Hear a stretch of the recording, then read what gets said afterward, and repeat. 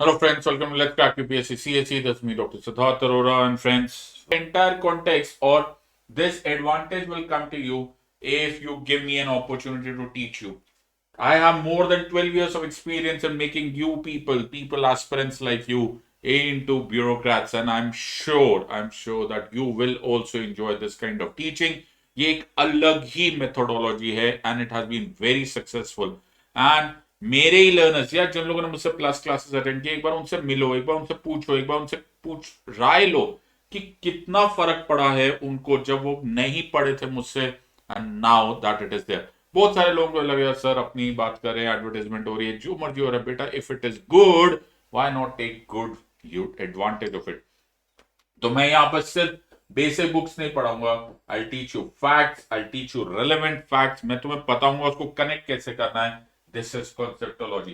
90% aspirants ना इस इसमें यहां रह जाते, या तो 1 में या 3 में या 5 में, या तो सिर्फ बुक्स पढ़ते रहेंगे, दैट इज अ फेलियर 100%. या फिर डिल्यूशनल रहेंगे कि I will manage the exam, अपने आप जादू होगा और मैं पास हो जाऊंगा. या फिर लेजी है, कंप्लीटली लेजी, आलस से भरे हुए. ओहो सर अभी नहीं, सर अगले साल, आज नहीं कल. There is no tomorrow. Important remembrance is you have to prepare in a correct structured way today. वहां पर कुछ मेरे फ्रेंड्स होते हैं जो थोड़ी देर बाद शुरू होते हैं, लेकिन शुरू तो होते. They know they are missing something, they ask for help, and जब उनको हेल्प मिल जाती है they believe in one mantra, let's do it. I want you to have a winner attitude, और इस तरह से तुम जीतोगे. मेरा अपना जो मेथोडोलॉजी है, it is facts, philosophy, the exam centric preparation and then rock solid preparation. और ऐसा मैं कई बार कर चुका हूं. My track record speaks for itself. I have more than 7.5 crore live minutes, 7.5 crore live minutes teaching on Unacademy. I am the author of 7 best-selling books on polity, governance and international relations. पिछले exam को मैंने और मेरे learners ने crack किया था. Crack कैसे किया था? 18 आउट ऑफ द 20 क्वेश्चन जो लास्ट ईयर पूछे गए थे वो मैंने प्रूव किया है. एक बार यूट्यूब पर वो वीडियो देख लेना. विद स्क्रीनशॉट्स मैंने दिखाया कि हम लोगों ने सो प्लस क्लास में पढ़ा था. And most importantly I have received tons and tons of love and respect of my learners. So very important opportunity. जो मेरे फ्रेंड्स 2021 में अटेम्प्ट कर रहे हैं, बेटा अभी भी समय है. इस वीडियो चैनल सीरीज को तो देखते रहो, अलोंग साइड 1 या 2 इयर्स का प्लस सब्सक्रिप्शन ले लो. वक्त आ गया है कि तुम फैसला ले लो. 2022 या उससे ज्यादा है बेटा, तुम्हारे पास 2 साल से ज्यादा समय. अभी के अभी टेक अ 2 ईयर और अ 3 ईयर कोर्स एंड अपने हैंड रिटन नोट्स बनाओ. Very very important. And those are my friends तो किसी भी वजह से लास्ट अटेम्प्ट में है या किसी की वजह से नहीं पास हो रहे, डोंट वरी. इस चैनल को देखते रहो. You will get that edge, that difference which will help you crack this exam. Those of you अभी तक मेरे साथ टेलीग्राम चैनल पे नहीं है, use this code tinyurl.com/siddharthpolity. tinyurl.com/siddharthpolity. इसको क्लिक करो, you will be on my Telegram channel. या फिर अगर तुम्हारे पास इस टाइम मोबाइल कैमरा है तो मोबाइल कैमरा से इस कोड को स्कैन करो and you will be able to connect with me on my Telegram channel. So, best of the best educators from all over India are under one platform. उस platform का नाम है Unacademy. Use the code SIDLIVE, SIDLIVE. ये मेरा code है. Use this code and you will get an immediate 10% discount. सारे subjects, polity, governance, international relation, history, geography, economy, everything. Prelim से लेकर main से लेकर optional तक Unacademy तुम्हारा साथ देगा. So, बहुत ही रीजनेबल प्राइसेस है बेटा as compare to what are being you charge in the so called offline classes. चाहे तुम प्लस लो चाहे आइकॉनिक लो, just use the code SIDLIVE, SIDLIVE, and you will be able to connect with us and take the advantage of rock solid preparation. Choice तुम्हारी है, career तुम्हारा है. I am sure you are a wise gang of students. Take a wise decision now. इस channel को subscribe करो and enjoy the entire series. आज का video ऐसी पिक्चर्स अनफॉर्चुनेटली हमें बार बार देखने को मिल रही है, राइट? मैं यहां पर कोई मीडिया का रिप्रेजेंटेटिव हूं नहीं, मैं यहां पर किसी सरकार का रिप्रेजेंटेटिव हूं नहीं, मैं सरकारी मुलाजिम भी नहीं हूं, तो मुझे किसी को सपोर्ट करने का या किसी के अगेंस्ट जाने का पॉइंट नहीं है। We are students of law, we are the servants of the constitution. हम वो बात करेंगे जो कानून की किताबों में लिखा हुआ है, which is black and white. बड़ा दुख होता है ऐसे पिक्चर्स देखने में, और वो दुख सिर्फ इस तरफ से देखकर खड़े होकर नहीं दिखाई देता, उधर के लोगों में भी दुख होगा, उधर भी रोष है, उधर भी डिससेटिस्फैक्शन है। So as a balanced and a learned and a reasonable mind should behave, हमें दोनों साइड की स्टोरी सुननी है। ये शोभा नहीं देता हमारे देश को, और कुछ वजहें हैं, कुछ कारण हैं जिन वजहों से ऐसे पिक्चर्स हमें दिख रही है। So what we are today addressing are the confusion related to the farm laws. और ये इवेंट्स हो क्यों रहे, why is this Kolaveri happening, why is this लड़ाई झगड़ा happening, why is there such a dissatisfaction, we will try and address this, but we will not only discuss this। मैं सिर्फ ये नहीं बताऊंगा कि क्या है, मैं ये बताऊंगा कि इसका solution क्या है। Let us try and understand if there is a possible solution। Story शुरू होती है 3 लॉज से, 3 कानून, 3 लॉज विच वर मेड, और इन लॉस की वजह से ये सारी कथा शुरू होती है।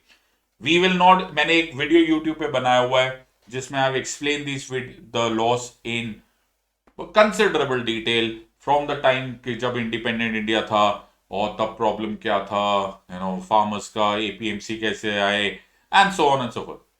वो वीडियो अलग है, this is different.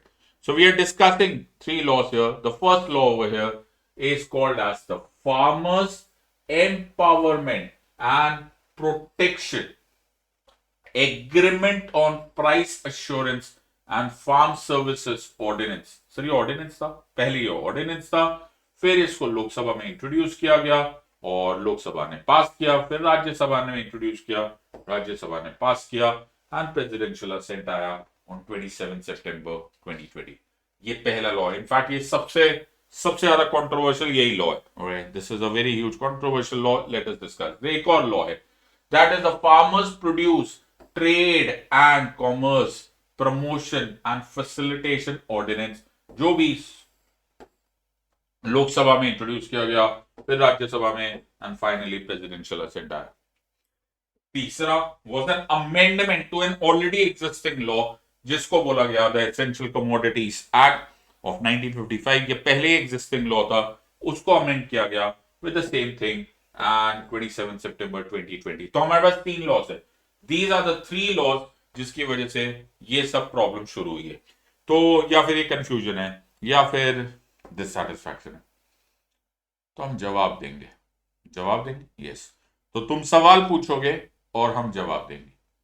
As students of law, as students of polity, as servants of the constitution, as a reader of black and white, मैं तुम्हारे सवालों का जवाब दूंगा। मैं सिर्फ सवालों का जवाब दूंगा, उसे मानना है नहीं मानना ये तुम्हारी मर्जी है। But as concerned Indian citizens हमारी डुअल रिस्पॉन्सिबिलिटी है, एक हमारे सवाल भी पूछे जाए और हमें जवाब भी मिले, इसलिए मुझे दोनों सिचुएशंस को हैंडल करना है। तो हमने देखा है कि ह्यूज प्रोटेस्ट हो रहे and it is happening across the board on politics level. Okay, कभी कोई किसान यूनियन कोई भी डिस्कस कर रहा है। तो सारी सिचुएशन तो इन 3 लॉस की वजह से हुई है ना, और उसमें जो सबसे मेजर प्रॉब्लम है वो इस लॉ से। तो let me in the next few minutes address this problem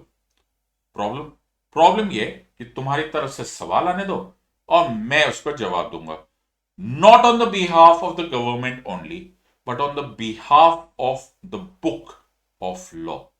तो हम जिस लॉ को पढ़ रहे हैं और जिस लॉ से सबसे ज्यादा हेडेक है वो यही लॉ है। तो ये लॉ तो मैंने गेजेट ऑफ इंडिया से निकाला, तो it is ministry of law and justice.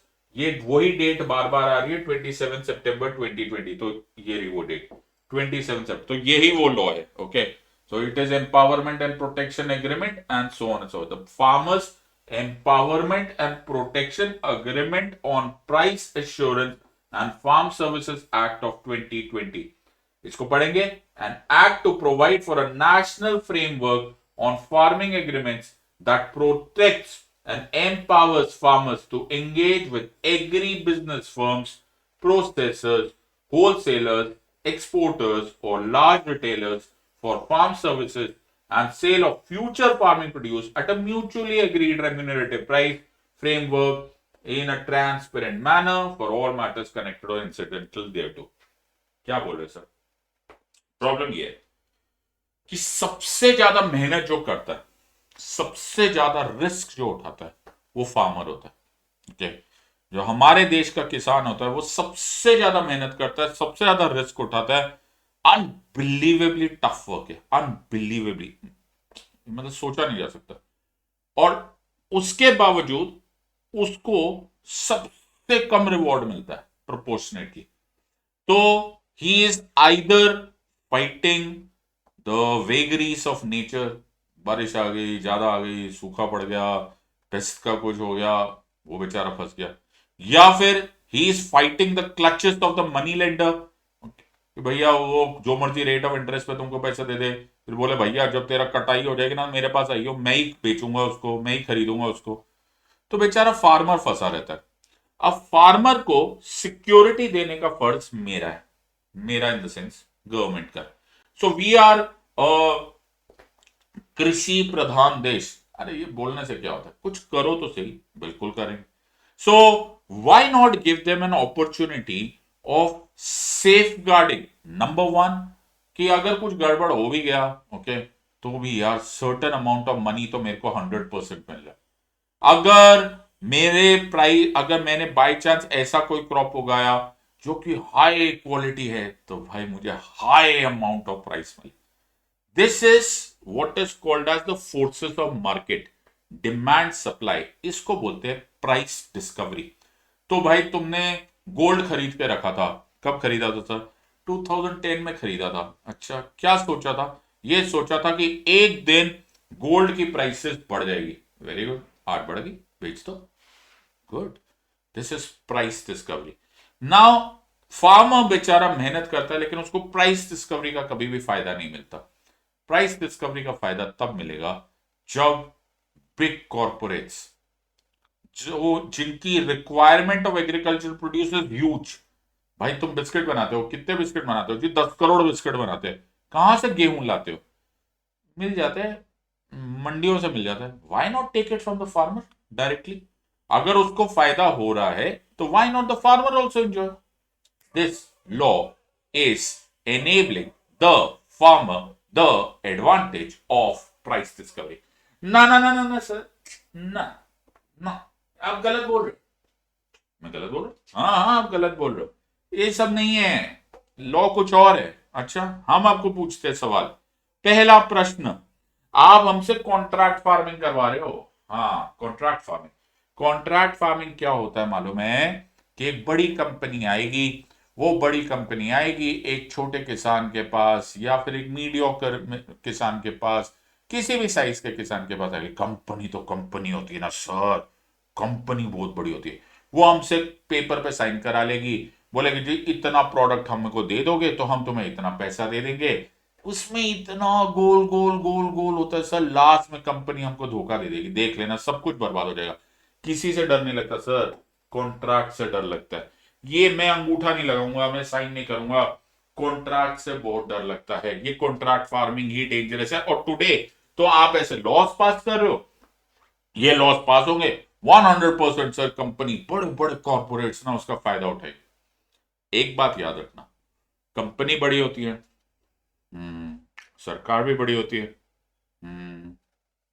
सब कुछ होता है, लेकिन कानून से बड़ा कुछ नहीं होता। Lex rex, law is the king. इस कॉन्सेप्ट को मान लो कि अगर लिखा हुआ है ब्लैक एंड व्हाइट में, कानून है, तो भाई तुम्हें कोई डर नहीं लगेगा। सर कानूनी, जो कानून बनाया ना आप लोगों ने, वही इस कंपनी को फेवर करेगा, इसीलिए हम सड़क पे। करेक्ट, पहला क्वेश्चन पूछो। क्वेश्चन सर देखो, ये जो कंपनी आएगी ना sir, they will snatch our harvest, छीन लेंगे हमसे। कॉन्ट्रैक्ट किया, फिर हमारा गया सर, हमने कितनी मेहनत से इनको इस क्रॉप को उगाया सर, मालूम है, दिन रात मेहनत करी तब जाके होगा। ये अस वर्सेस देम है, this is us versus them. तो ये अस वर्सेस देम के कॉन्सेप्ट में ये जो दे आएंगे ना सर, ये जो कॉर्पोरेट्स आएंगे, ये जो कंपनी आएगी, ये जो कंपनीज होगी ना, ये कंपनीज हमारा सारा का सारा क्रॉप खराब कर देगी। सब ले जाएंगे वो लोग हमसे, सब छीन के ले जाएंगे। ऐसा लग रहा है तुमको? ऐसा हो नहीं सकता। They can not do it sir, ऐसा ही होगा सिद्धार्थ सर, आप क्या पका रहे हो, ये ही होगा। ओके, और ये पॉलिसी है सर, जब से सूरज चांद बना है ना, तब से कंपनीज ना हम गरीबों को, हम लोग इंडिविजुअल्स को बर्बाद करते। अगर लॉ बना दिया जाए तो, अगर लॉ बन गया तो जो तुम्हें बचा लेगा, तो लॉ बन गया तो ये हाल हो जाएगा। मैं तुम्हारे सामने इसी लॉ को, कौन सा लॉ, अरे यही लॉ को अब पढ़ूंगा। जिस लॉ से तुम्हें डर लग रहा है ना, वो लॉ तुम्हारे फेवर में क्या बोल रहा है उसको ध्यान से देखो। ये बोल रहा है, this is section 1 sub clause I, trade and commerce agreement. इस ट्रेड एंड कॉमर्स एग्रीमेंट की डेफिनेशन देखो, where the ownership of commodity remains with the farmer during production and he gets the price of the produce on its delivery as per the agreed terms with the sponsor. Sponsor वो दे है, ये जो harvest है ना, जो तुम्हारी कटाई है, ये लॉ खुद बोल रहा है it will remain with the farmer, or only upon the delivery and the payment of the price will it go to the day. तब तक ये तुम्हारे हाथ से कोई नहीं ले सकता। ये इसी लॉ से जिससे तुम डर रहे हो ना, इसी लॉ का सेक्शन 1 का डेफिनेशन बोल रहा है, there the ownership of the commodity remains with the farmer. तुमसे कोई छीन नहीं सकता तुम्हारा माल, तुमसे कोई छीन नहीं सकता तुम्हारा कटाई का product till the time you are paid the price. ये नहीं है सर। मैं अपने जमीन का सौदा नहीं करूंगा sir, I will not stake my land. मैं ऐसे एग्रीमेंट में लिख दूं, मेरी मेहनत, मेरा क्रॉप, मेरी जमीन एट स्टेक, मैं इतना बड़ा रिस्क क्यों लूंगा सर? मैं तो साधारण सा किसान हूं, मैं तो कटाई करता हूं, ये जमीन तो हमारे साथ पुश्तों से चली आ रही है, मैं अपने जमीन का रिस्क क्यों लूंगा? जमीन का रिस्क? कौन सा जमीन का risk? You need not do any जमीन का रिस्क। जमीन का रिस्क कहां से आ गया इसमें सर? जमीन का रिस्क ये है, आप पढ़ो, आप ये लॉ देख लेना, कंपनी बोलेगी देखो अगर तुम हमें माल नहीं दे सकते तो जमीन भी साथ में तुम्हारा, उसी पे भी जमीन का भी स्टेक है। नहीं है मेरा बच्चा। चैप्टर 2 इसी लॉ का section 3, a farmer may enter into a written farming agreement in respect of any farming produce। कटाई का भाई, प्रोडक्ट का क्या बात कर रहे हो? आगे पढ़ो, the terms and conditions for supply of such produce including the time and supply, quality, grade, standards, price and such other matters and the terms related to supply of farm services। आगे भी सुनो, provided that the responsibility for compliance of any legal requirement of providing such farm services shall be with the sponsor or the farm service provider। कहां लिखा है ये? कहां लिखा है कि ये तुम्हारा जमीन का स्टेक है? लैंड का तो नाम ही नहीं है। This is farming agreement only with relationship to your produce. लिखा है प्रोड्यूस, यहां लैंड लिखा ही नहीं है। देखो, farming agreement and it's period लिखा हुआ है। तुम्हारा जमीन का इस अग्रीमेंट से कोई लेना देना नहीं है। जिस चीज की बात ही नहीं उठ रही है उससे क्या डर कि मैं किसी जमीन का बात नहीं करूंगा? करने की जरूरत ही नहीं है। You need not do it. और उसी लॉ में लिखा हुआ है, not a word is mentioned about land. Sir एक और डाउट, आप लोग एग्रीमेंट बनाते हो, ओके, हम तो किसान है सर, आप लोग लॉयर्स हो, आधे से ज्यादा, आधे भी क्या सर, 70-80% ज्यादा, हमें तो शायद इंग्लिश ठीक से वैसे आती भी नहीं है, हमें लॉ के लैंग्वेज भी नहीं आती, कौन बनाएगा कॉन्ट्रैक्ट? अब पता चले, अब हम पहले वकीलों के पास जाएंगे, हम पहले एग्रीमेंट्स बनवाएंगे, हाँ कौन कौन करता रहेगा, यही सब करते रहेंगे हम, चिंता की जरूरत नहीं है, यही लॉ, डोंट वरी, यही लॉ तुम्हें मदद करेगा। सर यही लॉ मदद कर रहा है, कैसे कैसे मैं बताता हूं, तो इसी लॉ का, यही लॉ का section 1 sub clause 4, for the purposes of facilitating farmers to enter into written farming agreements, the central government may issue necessary guidelines along with model farming agreements in such manner as the deems fit। अरे सरकार खुद तुमको agreements के samples देगी, वो खुद draft करेंगे, तुम खुद देख लेना, ये अलग अलग टाइप के सैंपल्स मिलेंगे, ऑनलाइन अवेलेबल होगी, दुनिया देख रही होगी, ऐसा कुछ भी सब कुछ ट्रांसपेरेंट है, कुछ भी ओपेक नहीं होने वाला। और जिस लॉ से तुम लड़ रहे हो ना, वो लॉ खुद बोल रहा है कि अरे मेरे प्यारे किसान, तुमको थोड़ा वकीलों के पास जाना है, हम तुम्हें गाइडलाइंस देकर देंगे, हम तुमको अग्रीमेंट्स के मॉडल कॉपीज भी देंगे, तुम्हें किसी वकील के पास नहीं जाना है, कोई जरूरत नहीं है, कोई तुम्हें टेंशन नहीं है कि भैया मेरे को नया कॉन्ट्रैक्ट ड्राफ्ट करना है, ये करना है, बड़ी हेडेक होती है यार। अरे बड़े बड़े 30 मार खा एग्रीमेंट बनाते टाइम डर जाते हैं, हमें भी मालूम है यार, हम तुम्हें थोड़ा तकलीफ देना चाह रहे, so this law itself is saying कि नहीं यार, you don't have to make it. ये वाली बात भी खत्म हुई। और भी प्रॉब्लम है सर, प्रॉब्लम बताओ बताओ। एक बार सर वो आया, बड़ी कंपनी आई, ठीक है, फिर वो बड़ी कंपनी बोलेगी कि देखो जी हाई क्वालिटी गेहूं उगाना है, ओके, क्योंकि हमको हाई क्वालिटी बिस्किट बनाने हैं, हमको हाई क्वालिटी एक्सपोर्ट करना है, करो। फिर ना सर, क्वालिटी तो क्वालिटी होती है सर, बिल्कुल, बाद में एक कंपनी के एजेंट हमारे सामने खड़े हो जाएंगे, बोले देखो जी इतनी अच्छी क्वालिटी नहीं है, उतना मजा नहीं आया। फिर वो डिस्प्यूट करेंगे, फिर हम रोते रहेंगे सर इतनी मेहनत करी, हमारा हाई क्वालिटी भी होगा ना सर, आमतौर पे ऐसा कौन चेक करता है, थोड़ा बहुत ऊपर नीचे ये तो उसी बाद में डिस्प्यूट होगा सर। नहीं, क्या बात कर रहे हो, दे के नॉट, हु के नॉट, अरे दे के नॉट, हो ही नहीं सकता सर, यही कानून तुम्हें बचाएगा, यही लॉ पढ़ा बचा रहा है। नहीं सर, पढ़ लो section 4 sub clause 1, quality grade and standards of farming produce. अच्छा पढ़ लो यार, पढ़ लो, यही लॉ है। The parties entering into a farming agreement may identify and require as a condition for the performance of such agreement compliance with mutually acceptable quality grade and standards of farming। तो आपकी आपसी सहमति होगी, us and them। अरे sir आगे तो देखो, the parties entering into a farming agreement may require as a condition that such mutually acceptable quality, इसको कनेक्ट करो, मैं तुम्हें कनेक्शन सिखा रहा हूं ना, mutually acceptable quality grade and standard shall be monitored and certified, मैं फिर बोल रहा हूं, shall be monitored and certified, shall be monitored and certified during the process of cultivation or at the time of delivery by third party qualified SSEs to ensure impartiality and fairness।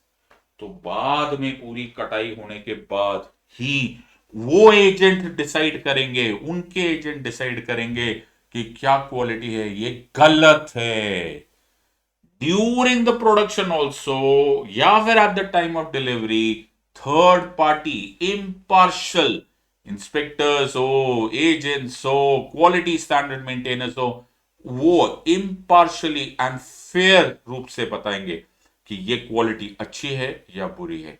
तुम्हारे साथ unnecessary dispute कर ही नहीं सकते, because it is written in the law, और ये agreement में है, ये pen and paper signed agreement है। तो कोई कंपनी अचानक नहीं हवा में उड़ा के बोल सकती अरे यार ये बेकार क्वालिटी है, no, you don't have to worry, because section 4 and section 4 sub clause 1 is 100% in your favour. तो आपको इस बारे में भी चिंता की जरूरत नहीं। ये बात भी सही है सर। एक और प्रॉब्लम। हाँ हाँ बिल्कुल, मैं तो बैठा ही वहां पर हूं। I am the server sir, ये हमको कम पैसे देंगे। मैं आपको लिख कर दे रहा हूं, ये कॉन्ट्रैक्ट पे ऐसे साइन कर देंगे कि देखो जी कम पैसे दे रहे, ओके। और अगर कोई माल खराब हो गया, हमारी प्रोडक्शन के टाइम पे खराब हो गया, फिर तो पक्का ही गया, ओके, फिर तो बिल्कुल ही खराब हो गया। सो they will pay us less money. Sir मंडियों में जाके, बाजार में जाके तो हम कुछ तो बेच खाएंगे, कुछ तो बेच देंगे, बट ये तो कॉन्ट्रैक्ट में हो गया, अब तुम फंस गए, फंस गए।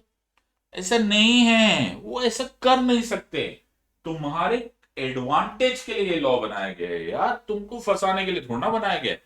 तो यही लॉ बचाएगा तुमको, फिर से ये लॉ बचाएगा सर। कैसे लॉ बचाएगा? Let's see this. सेक्शन 5 देख लेते हैं of this law, pricing of farming produce. The price to be paid for the purchase of a farming produce may be determined and mentioned in the farming agreement। तो उस agreement में पहले ही लिखा होगा, okay, कि कितना पैसे वाला है। लेकिन उसके आगे भी देख लेते हैं, such price is subject to variation. अगर इस प्राइस में किसी भी तरह की चेंज आ रहा है, कोई भी किसी भी वजह से हो सकता है, तो इस एग्रीमेंट में एक्सप्लिसिटली लिखा होगा, क्लियरली लिखा होगा, नंबर 1, कि अगर कुछ भी गड़बड़ हो गया तो गारंटेड प्राइस क्या होगा। गारंटेड प्राइस, बर्बाद होगी तुम्हारी क्रॉप, खराब होगी तुम्हारी क्रॉप, कोई बात नहीं। उस अग्रीमेंट में पहले ही लिखा हुआ है कि अगर ये बर्बाद भी होगी, खराब भी होगी, क्वालिटी ठीक भी नहीं है, तो भी गारंटेड प्राइस क्या मिलेगा तुमको। सही में सर, अग्रीमेंट में सेक्शन 5 में फिर एक और बात लिखा हुआ है, a clear price reference for any additional amount over and above the guaranteed price. कि तुम्हें एग्जैक्टली उस एग्रीमेंट में लिखा होगा कि उस गारंटेड प्राइस के ऊपर कैसे मिल सकता है। उसमें तुम्हें बोनस और प्रीमियम भी मेंशन होगा, so that you get the best value to the farmers. Very good. And such price reference may be link to prevailing prices. तो भैया प्राइस रेफरेंस आप बढ़ाओगे कैसे? अरे बाबा मार्केट के प्राइस देखेंगे मंडियों में। अरे ये तो पहले से मंडियों के प्राइसेस देख रहे हैं, ये तो हम पहले ही देख रहे हैं कि ये मंडियों में जो प्राइस मिल रहा है उसी के मुताबिक तुमको बोनस या प्रीमियम भी मिल सकता है। या फिर इलेक्ट्रॉनिक ट्रेडिंग जैसे इनाम चल रहा है, ओके, वहां पर क्या प्राइस है तुम्हें रियलाइज हो रहा है, तुम्हें प्राइस डिस्कवरी का फायदा मिल रहा है। Provided that the method of determining such price or guaranteed price or additional shall be annexed to the farming agreement। जय हो। उसी अग्रीमेंट में मेरा फ्रेंड्स, उसी अग्रीमेंट में ये जरूर लिखा होगा गारंटेड प्राइस क्या है, एडिशनल प्राइस क्या मिल सकती है, द प्रीमियम क्या मिलेगा, वो भी according to the market prices, according to price discovery. उसी अग्रीमेंट में लिखा है भाई तुम्हारी तो चिंताएं हट गई, तुम्हें गारंटेड प्राइस भी मिल रहा है, तुम्हें अगर प्राइसेस बढ़ रहे हैं उसका भी एडवांटेज मिल रहा है। What more can you want for it. तो ये जो चिंताएं थी, they will pay us less money, भाई ये तो तुम्हारा बिल्कुल ही सिरदर्दी खत्म हो गई। तो तुम्हें तो एक तरह से प्राइवेट एमएसपी मिल गया। What? Yes, private minimum support price मिल गया, क्योंकि जो मिनिमम सपोर्ट प्राइस सरकार देती थी कुछ वैसा ही यहां पर ऑलरेडी है। नहीं सर बात पूरी नहीं है। क्यों? How will I deliver sir? फिर आप बोलोगे अब देखो कटाई भी करो, मेरे पास ट्रक नहीं है सर, मेरे पास ट्रॉलर नहीं है, मैं कहां से लाके दूंगा। मतलब सर जो कटाई करेंगे वो बोलेंगे यहां डिलीवर कर दो। जी हम तो, हमारी तो मंडियां बिल्कुल पास पास में, तब तो हम ले जाते हैं, आपसे एक दूसरे से मिलके भी ले जाते हैं। ये बोलेंगे जी 25-50 किलोमीटर 100 किलोमीटर लेकर आओ, कैसे लेकर आऊंगा? कैसी बात कर रहे हो यार? Don't worry at all. फिर क्यों नहीं डोंट वरी सर, टेंशन होती है सर, कैसे बनाएंगे, कैसे कैसे मैं छेड़ कर आऊंगा वहां पर। वो बोलेंगे देखो डिलीवरी नहीं हुई। यही लॉ बचाएगा। सेक्शन 6, सेल और purchase of farming produce, where under a farming agreement the delivery of any farming produce is to be taken, then it has to be taken by the sponsor. They, अच्छा, at the farm gate, तुम्हारे दरवाजे पे, he shall take such delivery within the agreed time. तुम्हारे दरवाजे पे खड़ा रहेगा भाई वो। क्या बोल रहे हो? यस, वो दे तुम्हारे दरवाजे पे खड़ा रहेगा और वो दे तुम्हारे दरवाजे से तुम्हारा प्रोड्यूस उठा के लेकर जाएगा।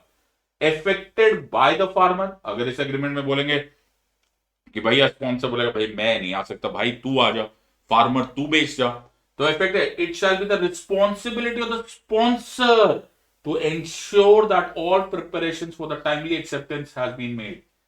Are you understanding? कि भैया अगर फार्मर को भी आना है तो उसकी अरेंजमेंट सारी स्पॉन्सर करेगा, या फिर स्पॉन्सर बोलेगा भाई मैं अरेंजमेंट नहीं करता, तेरे लिए क्यों करो, तू क्यों मेहनत करेगा, मैं तेरे ही घर के बाहर चौकटी पे खड़ा हो जाऊंगा और भाई अपना प्रोड्यूस ले जाओ, तुम्हारी डिलीवरी की तो हेडेक ही खत्म। यार ये तो कमाल हो रहा है। ये इसी लॉ में लिखा है, ये इसी लॉ में लिखा है माय फ्रेंड्स। अच्छा सर, बात ना पूरी नहीं हुई।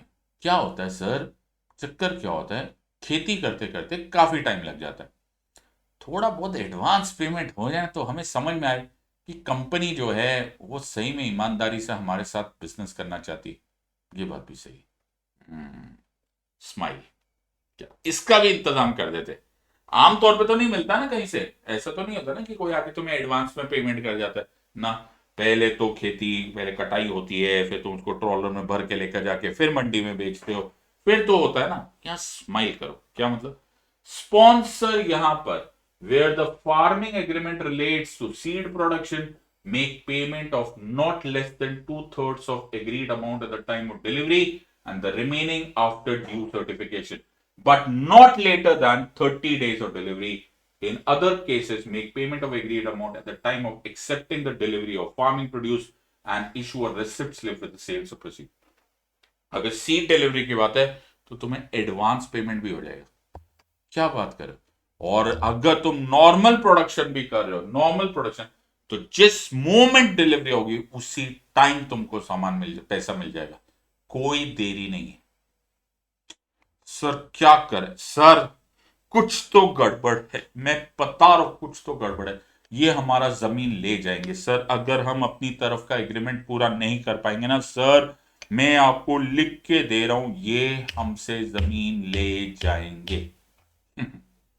मजाक है क्या बेटा? ये तुम्हारी जमीन है, ये इस देश के किसानों की जमीन है, दुनिया की कोई ताकत नहीं लेकर जा सकती, दुनिया की कोई ताकत नहीं लेकर। और अगर किसी ने सोचा है ना कि ऐसा हो सकता है तो उसने ये लॉ ही नहीं पढ़ा। इस लॉ में क्लियरली लिखा है सेक्शन 8 में, no farming agreement shall be entered for the purpose of, no farming agreement shall be entered for the purpose of any transfer including sale, lease, mortgage of the land or premises of the farmer. ऐसा agreement तुम चाहो भी तो नहीं बना सकते जिसमें cell, transfer, गिरवी रखना, मॉर्गेज करना अलाउड ही नहीं है। ये तो उल्टा बोल रहे, तो बोले कि अगर तुम्हें भी ऐसा कभी गलत ख्याल आया ना तो भी नहीं करने देगा ये law. Raising any permanent structure or making any modification of the land or premises, no farming agreement unless the sponsor agrees to remove such structure। तो स्पॉन्सर आगे बोलेगा भाई मेरे को यहां पर ना एक शेड बना के देते, एक स्टोर हाउस बना के देते, बोले भैया बना तो लेगा, लेकिन याद रखना बाद में जब ये स्ट्रक्चर खत्म काम हो जाएगा ना तो उठा के ले जाना, और अगर नहीं लेकर गया तो ये ऑटोमेटिकली फार्मर का हो जाएगा, provided that where such structure is not removed as agreed by the sponsor, the ownership of such structure shall vest with the farmer after conclusion of the agreement or expiry of the said period। यार भाई तुम राजा बन रहे हो, तुम किससे डर रहे हो? ये लॉ ही तुमको राजा बना रहा है। कमाल की बात है सर, कुछ गड़बड़ है, कुछ तो गड़बड़ है। सर एक बात बताओ, कॉन्ट्रैक्ट तो एक कागज पे लिखा हुआ चाहिए, अगर सर कुछ हो गया, कुछ डिस्प्यूट हो गया, मैं बोलता हूं सब लिखा है कानून में, लेकिन इंटरप्रिटेशन ऑफ लॉ तो कोर्ट का काम है ना। अगर कुछ गड़बड़ हो गया सर, हम कहाँ गांव से कहाँ जाएंगे लड़ाई करते हुए कोर्टों में, फिर वकीलों के साथ धक्के खाओ, तारीख पे तारीख, तारीख पे तारीख, कहीं नहीं जाना तुम। व्हाट? कहीं नहीं जाना तुमको, रिलैक्स। ये मामला दो ही तरह से सुलझ सकता है। अगर कोई डिस्प्यूट हुआ, नंबर वन, तो म्यूचुअली समझौते से, कंसीलिएशन से तुम इस मामले को सॉल्व करवाओगे, या फिर जो लोकल, एब्सोल्यूट लोकल में जो एग्जीक्यूटिव मजिस्ट्रेट्स है वो इस मैटर को हैंडल कर लेंगे। कैसे sir? Section 14, where the farming agreement does not provide for conciliation, या तो उस एग्रीमेंट में लिखा होगा कि ये कंसीलिएशन यानी कि आपसी टेबल पे बैठकर डिस्कस करके भी हो सकता है, तो ठीक है। और the parties of farming agreement fail to settle their dispute, कोई बात नहीं, अगर तुम्हारा आपसी सहमति से नहीं हो रहा कोई बात नहीं, जो लोकल एसपीएम है ना वो इसको सेटल कर देंगे। क्या बात कर रहे हो? यस, द लोकल एसडीएम ही उसको सेटल कर देंगे। They will have all the authority to make sure that the matter is resolved. Very good. On receipt of an complaint, the sub divisional authority उस फार्मिंग एग्रीमेंट को देखेंगे। उस farming agreement में अगर कुछ भी ऐसा लिखा हो जो कंसीलिएशन का है, उसको आपसी सहमति की तरफ भेज दिया जाएगा, और अगर नहीं होगा तो उसको within 30 days in summary manner settle कर देंगे। कोई टेंशन नहीं, no problem. The entire agreement ऐसे भी हैंड ब्लैक एंड व्हाइट, कोई प्रॉब्लम ही नहीं होने वाली तुम लोग को। तुम्हें कोई तारीख पे तारीख जाने की जरूरत नहीं। प्रॉब्लम है सर, प्रॉब्लम आप समझ में आया? प्रॉब्लम आप हमें समझ में आई सर। आप मिनिमम सपोर्ट प्राइसेस को हटाना चाहते हो, ये आप गोल गोल गोल गोल गोल घुमा के हमारे फायदे की बातें करवा करवा के हम लोग को, हम भोले लोग हैं सर। आप मिनिमम सपोर्ट प्राइसेस हटाना चाहते हो, सरकार अपना पैसा बचा रही है, दिस इज गोइंग अवे, ये है इशू। ठीक है, हमको सब समझ में आ गया। आप लोग बोलो ये प्राइवेट कंपनी के साथ डील करो, तुमको पैसा मिलेगा, ये मिलेगा, वो मिलेगा, मिनिमम सपोर्ट प्राइस जा रहा है, ये इशू है सर। नहीं बेटा, ऐसा भी नहीं है। एक बात भूल गए तुम लोग, article 38 of the constitution of India clearly बोलता है India is a welfare state. अरे भाई, और कोई काम ही नहीं है, और कोई काम ही नहीं है इंडियन पॉलिसी का, but to do welfare of the people. तुम लोग नहीं तो किसके पास पैसा के भेजने वाले हो यार? And why? इंडिया का concept is a welfare state, तो किसकी बात नहीं मानोगे? अच्छा चलो 2 मिनट के लिए बात मानो कि प्राइम मिनिस्टर साहब की बात मान लेते यार, हेड ऑफ द गवर्नमेंट है, ओके, उनकी स्टेटमेंट है MSP, government procurement will continue. ना तो एमएसपी हट रहा है, ना कि जो सरकार प्रोक्योर करता है, फूड कॉर्पोरेशन ऑफ इंडिया जो जमा करता है हर साल कितने कितने टन्स ऑफ सामान, ताकि फूड स्टॉक पाइल्स जमा रहे, इट विल कंटिन्यू। ये मोदी जी की खुद की खबरें हैं इन सितंबर। चलो कोई बात नहीं। सिमिलरली उन्होंने एक ट्वीट में लिखा, ट्विटर पे, I said it earlier and I say it once again, system of MSP will remain, government procurement will continue, we are here to serve our farmers, we will do everything possible to support them and ensure a better life for the coming generation। Twitter पे बोल दिया उन्होंने। Same चीज the agriculture minister ने भी बोला कि हम एमएसपी कंटिन्यू कर रहे। सर एक मिनट, एक मिनट, एक मिनट, आप इसको कानून में क्यों नहीं लिख देते? क्या एमएसपी? एमएसपी इससे पहले कानून में लिखा हुआ था कहीं?